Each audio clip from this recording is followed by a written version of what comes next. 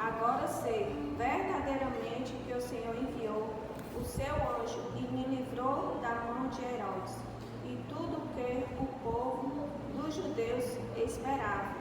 12. E considerando ele nisso, foi à casa de Maria, mãe de João, que tinha por sobrenome Marcos, onde muitos estavam reunidos e orando. Irmãos, aqui no capítulo 12, se a gente for ver os versículos anteriores, Herodes ele já tinha mandado matar Tiago e Pedro ele tinha colocado na prisão. E ele, com certeza, ele não queria Pedro só preso não. Assim como ele já tinha matado Tiago, ele também queria matar Pedro. Só que ele botou na prisão para poder judiar mais um pouquinho. Mas o que foi que o povo fizeram enquanto Pedro estava na prisão? A igreja estava fazendo o quê? Orando. A igreja estava intercedendo. E Pedro, ele estava na prisão. Nos versículos anteriores, lá no versículo 5 diz: Pedro, pois era guardado na prisão, mas a igreja fazia contínua oração por ele a Deus. Ou seja, enquanto Pedro estava preso, a igreja estava orando. Pedro estava com uma sentença ali de morte. O final dele, com certeza, seria a morte. Mas Pedro estava preocupado? Estava não. O que foi que Pedro fez? Ele estava preso, guardado ali por 4 soldados, porque aqui diz que era um quarteto, para mim quarteto é 4. E ele estava fazendo o quê? Pedro estava dormindo. No versículo 6, lá na parte B do versículo fala, Pedro dormindo, entre 2 soldados ligados com 2 cadeias, e os guardas diante da porta guardavam a prisão. Não tinha como um homem desse se soltar, não tinha como ele se livrar dali. O que foi que ele fez? Ele dormiu. E é interessante que enquanto ele dormiu, ele sossegou ali e dormiu e a igreja ficou intercedendo por ele. E ele dormindo, Deus enviou um anjo. Chegou uma luz muito grande ali perto dele e ele achou que ele estava sonhando, só que ele não estava sonhando. Era o próprio Deus que estava tirando ele ali do meio daquela prisão. Hoje em dia, nós estamos aqui nesta noite, na casa do Senhor, orando. Pedro estava preso por esses soldados. Mas eu tenho, e eu acredito que cada um dos irmãos que está aqui, tem algum familiar que está preso. Não está preso em cadeia não, mas está preso pelas drogas, está preso por qualquer vício. Está preso muitas das vezes por uma coisinha que está aprisionando as pessoas nesses últimos dias e acabando com os casamentos, acabando com as famílias. Celular. Estão usando de forma errada, estão usando o celular em vez de usar para proclamar, falar das coisas de Deus, estão usando para o lado errado, estão destruindo a si e destruindo a sua família.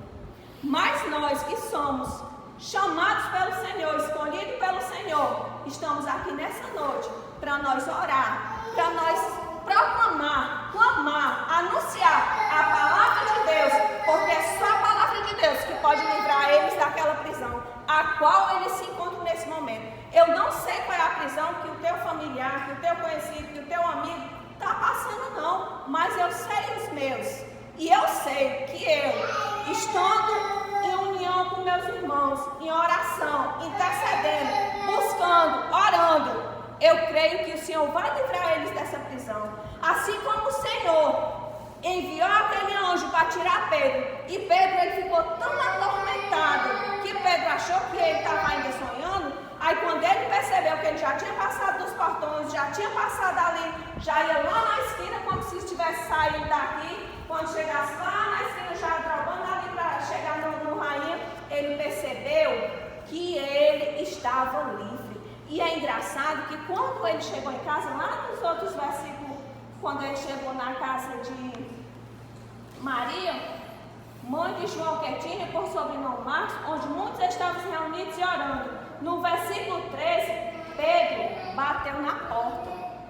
E criança é uma criança que ela fica batendo. Nós estamos tudo aqui, mas o Levi está brincando.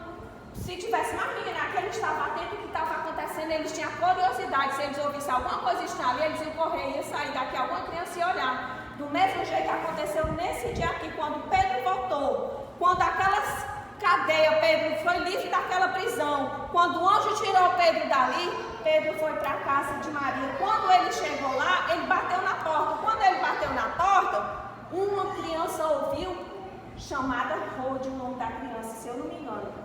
Ela foi lá e ouviu e reconheceu a voz de Pedro. Só que ela ficou tão feliz, que ela não falou nada. Ela foi lá e disse: ei, é Pedro que está batendo na porta. E as pessoas que estavam orando não acreditavam, diziam: não é não. Podia até dizer: tá doido, menino? Isso não é verdade, não tem como ele sair dali, não. Muitas das vezes, irmão, nós estamos orando. Muitas das vezes nós estamos clamando. Muitas das vezes nós estamos buscando a Deus, pedindo para Deus livrar os nossos conhecidos da prisão. Só que quando eles chegam, a gente fica tão atordoado, tão pasmo, que foi que nem esse povo aqui ficou. Eles ficaram tão atormentados, tão pasmo, que disseram: não pode. Tá vendo coisa? Não é verdade. Mas aí Pedro perseverava, no 16, Pedro perseverava em bater. E quando abriram, viram e se espantaram.